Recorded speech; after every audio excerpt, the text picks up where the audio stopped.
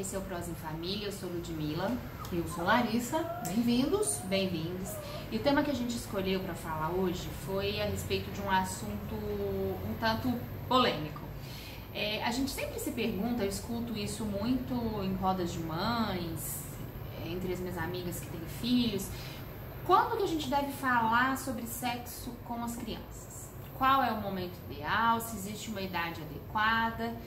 E aí essa é a pergunta, esse é o tema que a gente quer discutir. O que você acha, Larissa, do ponto de vista da psicologia?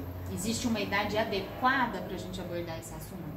Então, esse eu acho que é um dos assuntos mais polêmicos, que mais incitam realmente a curiosidade, o interesse, Dúvidas, né? Até a angústia dos pais, né? Então, o momento ideal é o momento em que a criança coloca a questão em cena. Esse é o momento ideal. Não se antecipar, né? Não se antecipar, né? E nem achar que esse assunto não existe, que isso não pode ser discutido com criança, ou que, cuidado que ela vai, se a gente conversar sobre isso, o interesse vai ser plantado na criança. Na verdade, não. Se a criança traz a questão, é porque o interesse já está lá. E quando eu digo interesse, vejam bem, não é o interesse em fazer sexo, tá? A criança não está, nós estamos falando de crianças de 3, 4, 5 anos, que vão ter curiosidades, que inclusive, gente, já podem começar nessa idade a ter atividades masturbatórias. A gente também costuma achar que isso só vai aparecer lá na frente, com 15 anos. Não, vai aparecer muito antes disso, tá? Claro que ainda não tem erotização, não tem fantasia.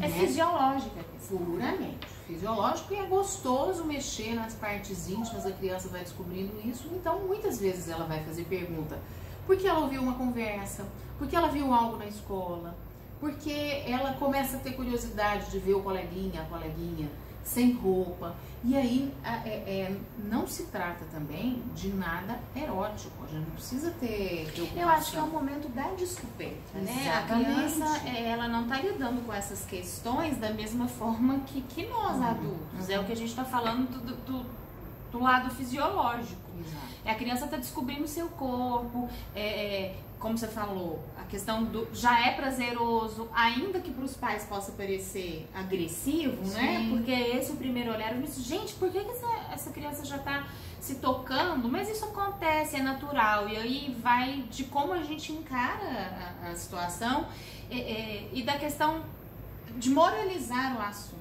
Exatamente.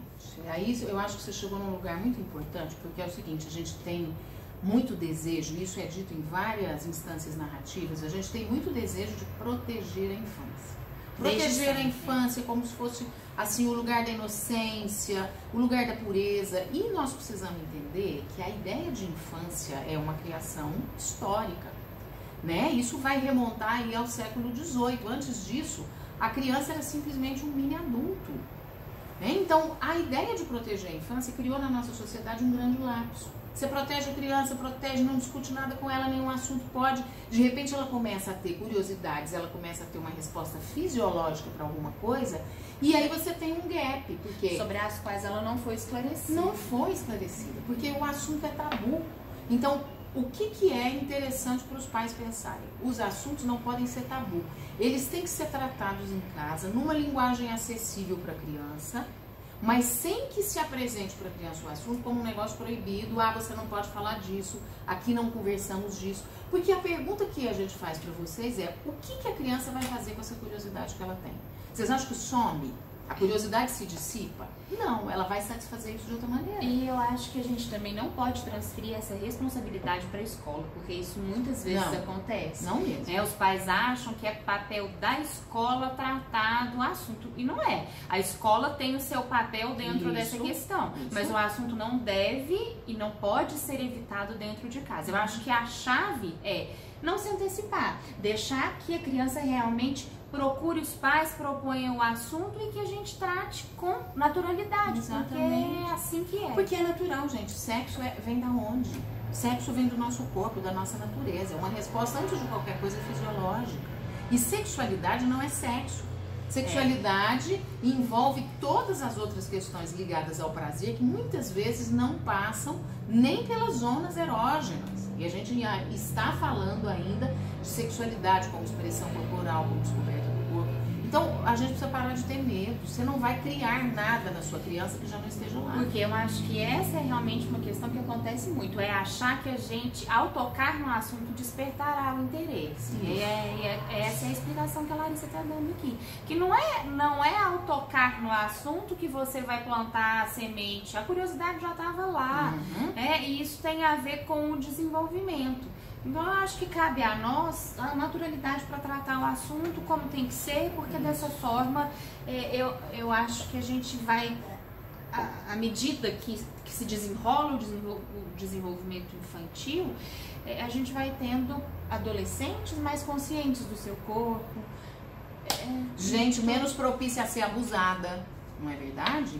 E assim, ó, importante que os pais que estão assistindo ao vídeo se perguntem quão natural é para vocês falar disso. Porque se não é natural, tem uma dificuldade que já está aí e que precisa ser trabalhada. E não transferida. Bom, deixa aí nos comentários pra gente o que vocês acharam. Nós queremos ouvir vocês. Eu acho que esse assunto é um dos assuntos que tem muitos desdobramentos e nós queremos conversar mais com vocês sobre isso. Mas deixa aí pra gente, se inscreve no canal se você ainda não fez isso. Deixa seu like. O like é importante, não esquece. Isso. E vem prosear com a gente. Estamos te esperando. Tchau. Tchau. Beijão. Beijo.